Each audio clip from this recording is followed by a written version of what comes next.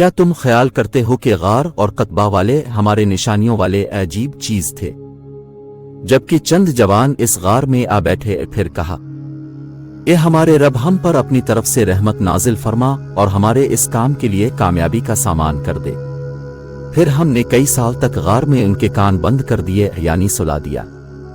پھر ہم نے انہیں اٹھایا تاکہ معلوم کریں کہ دونوں جماعتوں میں سے کس نے یاد رکھی ہے جتنی مدت وہ رہے۔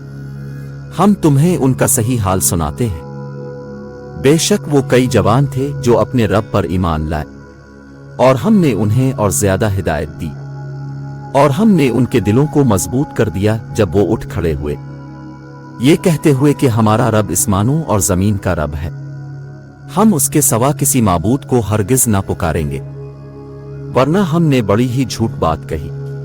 یہ ہماری قوم ہے، انہوں نے اللہ کے سوا اور معبود بنا لیے ہیں، ان پر کوئی کھلی دلیل کیوں نہیں لاتے؟ پھر اس سے بڑا ظالم کون ہوگا جس نے اللہ پر جھوٹ باندھا؟ اور جب تم ان سے الگ ہو گئے ہو اور اللہ کے سوا جنہیں وہ معبود بناتے ہیں، تب غار میں چل کر پناہ لو، اور تم پر تمہارا رب اپنی رحمت پھیلا دے گا، اور تمہارے لیے تمہارے اس کام میں آرام کا سامان کر دے گا۔ اور تو سورج کو دیکھے گا جب وہ نکلتا ہے تو ان کے غار کے دائیں طرف سے ہٹا ہوا رہتا ہے، اور جب ڈوبتا ہے تو ان کی بائیں طرف سے کتراتا ہوا گزر جاتا ہے، وہ اس کے میدان میں ہے۔ یہ اللہ کی نشانیوں میں سے ہے، جسے اللہ ہدایت دے وہی ہدایت پانے والا ہے، اور جسے وہ گمراہ کر دے پھر اس کے لیے تمہیں کوئی بھی کارساز پر لانے والا نہیں ملے گا۔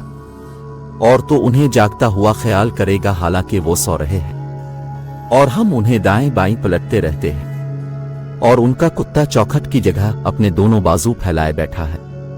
اگر تم انہیں جھانک کر دیکھو تو الٹے پاؤں بھاگ کھڑے ہو، اور البتہ تم پر ان کی دہشت چھا جائے۔ اور اسی طرح ہم نے انہیں اجگا دیا تاکہ ایک دوسرے سے پوچھیں۔ ان میں سے ایک نے کہا، تم کتنی دیر ٹھہرے ہو؟ انہوں نے کہا، ہم ایک دن یا دن سے کم ٹھہرے ہیں۔ کہا، تمہارا رب خوب جانتا ہے جتنی دیر تم ٹھہرے ہو۔ اب اپنے میں سے ایک کو یہ اپنا سکہ دے کر اس شہر میں بھیجو، پھر دیکھے کون سا کھانا پاکیزہ ہے، اور پھر تمہارے پاس اس میں سے کھانا لائے، اور نرمی سے جائے اور تمہارے متعلق کسی کو نہ بتائے۔ بے شک وہ لوگ اگر تمہاری اطلاع پائیں گے تو تمہیں سنسار کر دیں گے، اپنے دین میں داخل کر دیں گے، پھر تم کبھی فلاح نہیں پا سکو گے۔ اور اسی طرح ہم نے ان کی خبر ظاہر کر دی تاکہ لوگ سمجھ لیں کہ اللہ کا وعدہ سچا ہے اور قیامت میں کوئی شک نہیں۔ جب لوگ ان کے معاملے میں جھگڑ رہے تھے، پھر ان میں سے ایک نے کہا، عمارت بنا دو، ان کا رب ان کا حال خوب جانتا ہے۔ ان لوگوں نے کہا جو اپنے معاملے میں غالب آ گئے تھے کہ ہم ان پر ضرور ایک مسجد بنائیں گے۔ بعض کہیں گے 3 ہیں، چوتھا ان کا کتا ہے، اور بعض اٹکل پچو سے کہیں گے 5 ہیں، چھٹا ان کا کتا ہے، اور بعض کہیں گے 7 ہیں، 8واں ان کا کتا ہے۔